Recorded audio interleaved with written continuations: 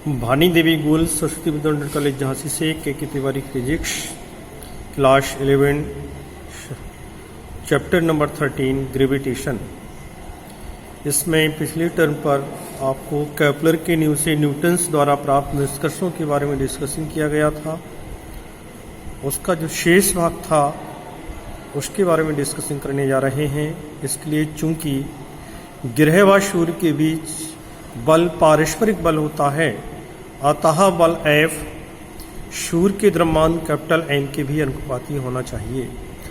अतः समीकरण F बराबर 4π² इंटू m/r² में 4π² बराबर capital G into capital M लिख सकते हैं।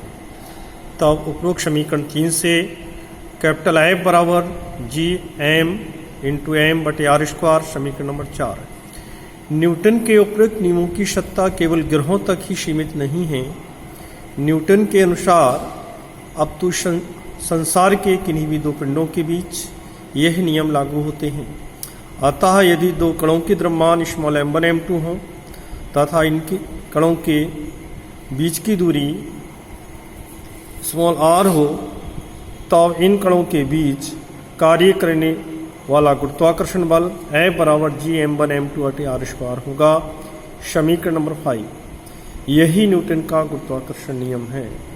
अगला टॉपिक है न्यूटन का गुरुत्वाकर्षण नियम, न्यूटन्स लॉ ऑफ ग्रेविटेशन। इसके लिए सन 1686 इसमें न्यूटन्स ने यह बताया कि विश्व का प्रत्येक कण एक दूसरे को अपनी ओर आकर्षित करता है। इस सर्वव्यापी आकर्षण बल को उन्होंने गुरुत्वाकर्षण बल का नाम दिया।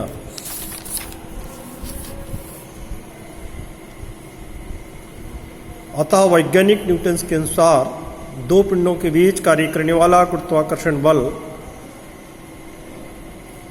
के संबंध में एक नियम का प्रतिपादन किया, जिसे न्यूटन के गुरुत्वाकर्षण के नियम से जाना जाता है।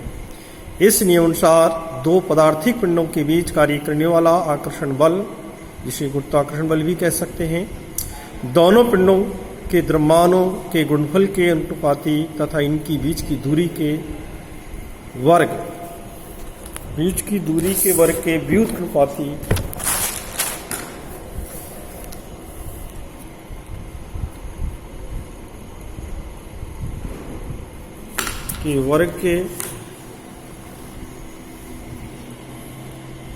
वर्ग के व्युत्क्रमानुपाती होता है तथा इस बल की दिशा हमेशा दोनों पिंडों को मिलाने वाली रेखा के अनुदिश होती है।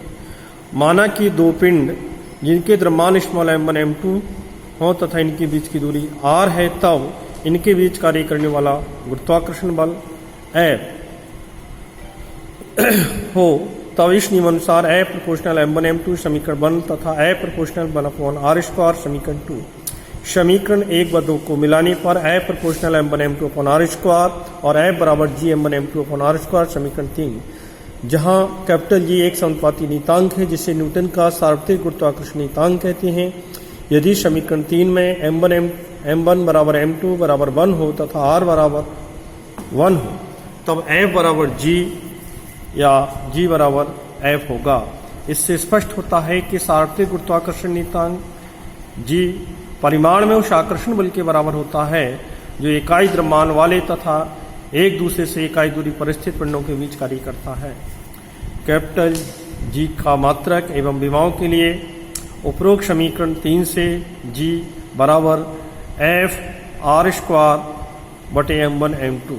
इस समीकरण में F न्यूटन में, दूरी r मीटर में तथा द्रव्यमान m1 m2 किलोग्राम में हो, तब G का मात्रक न्यूटन इंटू मीटर² किलोग्राम² होगा तथा CGS पद्धति में इसका मात्रक 2.5 सेंटीमीटर² ग्राम² होगा तथा G की विमाएं m⁻⁻1 l⁻3 t⁻⁻2 होंगी। इसके पश्चात G का मान, कैपिटल G का मान अत्यंत कम होने के कारण प्रयोगशाला में इसका मापन संभव नहीं है। न्यूटन के गुरुत्वाकर्षण नियम देने के एक शताब्दी पश्चात वैज्ञानिक हेनरी कैवेंडिश ने एक विशेष प्रकार की तुला का आविष्कार कर के ज्ञात दूरी पर ज्ञात द्रव्यमानों के बीच कार्य करने वाले बल को नापकर जी का मान 6.67 10⁻⁻11 न्यूटन इंटू मीटर स्क्वायर बटे किलोग्राम स्क्वायर या 6.67 गुणे 10⁻⁻8 डाइन इंटू सेंटीमीटर स्क्वायर बटे ग्राम स्क्वायर ज्ञात किया। इसका अर्थ यह है कि 1 मीटर की दूरी पर स्थित 1 किलोग्राम के दो पिंडों के बीच 6.67 गुणे 10⁻11 न्यूटन का आकर्षण बल कार्य करता है। जी का मान इतना कम होने के कारण ही हम इस बल का दैनिक जीवन में अनुभव नहीं करते हैं।